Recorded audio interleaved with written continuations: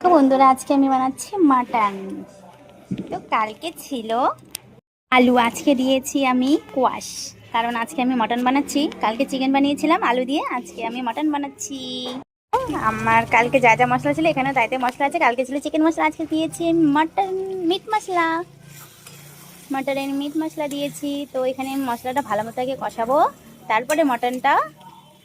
এখানে মটন ধোয়া আছে, খাওয়ার পরে। তো বন্ধুরা কতগুলো জল বেরিয়েছে। তো এই জলগুলো শুকাতে হবে, একটু ভালো মতো করে মাংসটাকে কষাতে হবে।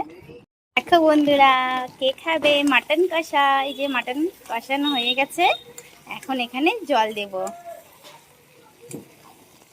তো দেখো বন্ধুরা, ফাইনালি আমার মাটন রান্না করা হয়ে গেছে। তো এখন আমরা খাবো না, কারণ বাইরে বাচ্চারা ওটা একটু বোম ফাটাচ্ছে। তো ওরা একটু মজা করুক, আমি ততক্ষণ এগুলো ঢেকে ঢুকে রেখে দিই। তো দেখো কেমন হয়েছে। আজকে আলু দিয়ে নাই, আজকে শুধু কোয়াশ দিয়ে করলাম। বর বলছে যে আজকে আলু দিতে হবে না, আজকে একটু কোয়াশ দিয়ে করো। টাটা।